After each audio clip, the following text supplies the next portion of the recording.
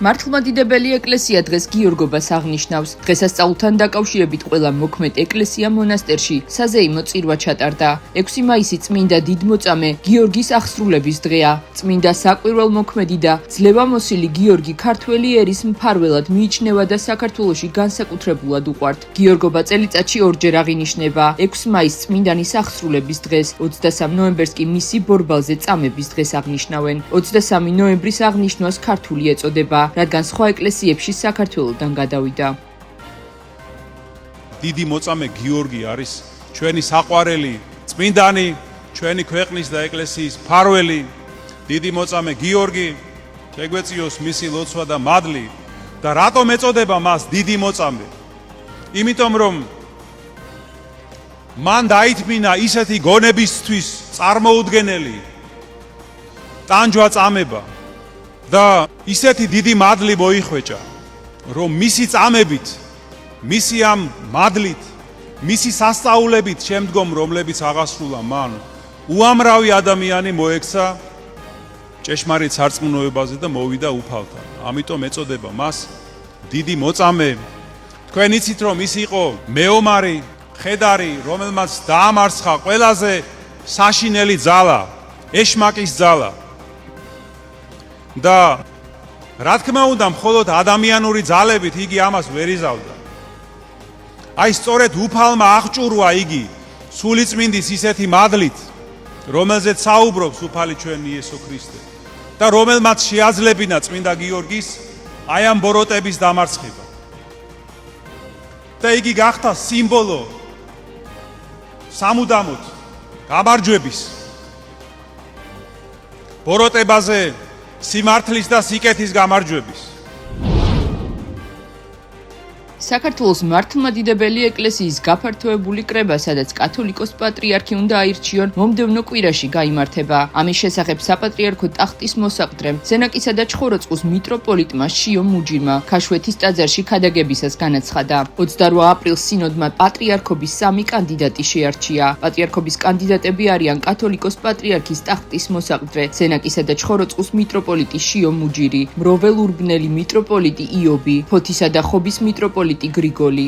თქვენ იცით, რომ მომდევნო კვირაში ჩვენ მოგვიწევს დიდი გაფართოებული საეკლესიო კრების ჩატარება, სადაც უნდა მოხდეს ახალი კათოლიკოს პატრიარქის გამორჩევა და მე მინდა ვთხოვო ჩვენს სამღვდელოებას, ჩვენს სამონაზვნო დასს, ყოველ თქვენგანს, ჩვენს ძვირფას მრევლს, რომ გავაძლიეროთ ლოცვები, რომ ეს დიდი მოვლენა ჩავატაროთ ღირსეულად, მშვიდობიანად, სიყვარულით, რომ ღვთისნება გამოჩნდეს და ყოფილიყოს ჩვენი ეკლესიისთვის და ჩვენი ერისთვის სასარგებლო არჩევანი და გადაწყვეტილება და წმინდა გიორგის ვევედროთ პირველ რიგში, რა თქმა უნდა, და შეგვეციოს მისი მადლი.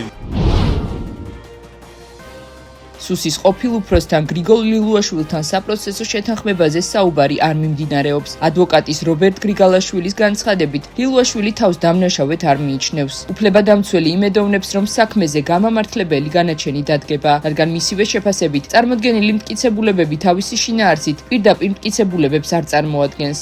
ეს არის პროცესის გახსნა, მოგეხსენებათ, პროცედურულად არის შესავალი სიტყვები, ამის შემდეგ ბრალდების ხარე შეუძლია უკვე მოწმეთა წარმოდგენა.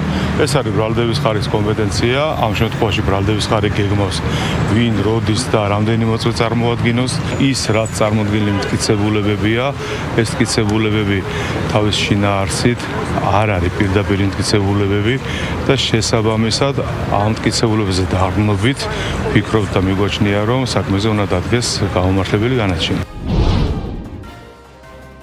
ამერიკის შეერთებული შტატების პრეზიდენტის სოციალურ ქსელში წერს, რომ თუ ირანი პირობების შესრულებას დათანხმდება, ოპერაცია ეპიკური რისხვა დასრულდება და ჰორმუზის სრუტე გაიხსნება. თუ დავუშვებთ, რომ ირანი დათანხმდება იმ პირობების შესრულებას, რაზეც შევთანხმდით, შესაძლოა და დიდი დაშვებაა უკვე ლეგენდარული ოპერაცია ეპიკური რისხვა დასრულდება და მაღალეფექტური ბლოკადას საშუალებას მოგვცემს ჰორმუზის სრუტე ყველასათვის გახსნილი იყოს, მათ შორის ირანისთვისაც. თუ ისინი არ დათანხმდებიან, დაბომბვა დაიწყება და ეს სამწუხაროდ ბევრად უფრო მაღალი დონისა და ინტენსივობის იქნება, ვიდრე მანამდე იყო, წერს დონალდ ტრამპი. ირანის საგარეო საქმეთა მინისტრი აბას არაღჩი ჩინეთში ოფიციალური ვიზიტით ჩავიდა, სადაც საგარეო საქმეთა მინისტრთან ვან ისთან შეხვედრა გამართა. ინფორმაციას როიტერსი ავრცელებს. სააგენტო აღნიშნავს, რომ არაღჩიმ ჩინეთში ორ ქვეყანას შორის არსებული ახლო კავშირების ხაზგასასმელად ჩავიდა. ირანის პირველი დიპლომატის ვიზიტი წინ უსწრებს ამერიკის შეერთებული შტატების პრეზიდენტის დონალდ ტრამპის ვიზიტს ჩინეთში. როიტერსის ინფორმაციით ეს არის არაღჩის პირველი ვიზიტი ჩინეთში მას შემდეგ, რაც ამერიკის შეერთებული შტატებისა და ისრაელის ომმა ირანის წინააღმდეგ სერიოზული გლობალური სანავთობო კრიზისი გამოიწვია და ჩინეთის ენერგეტიკული უსაფრთხოება შეარყია.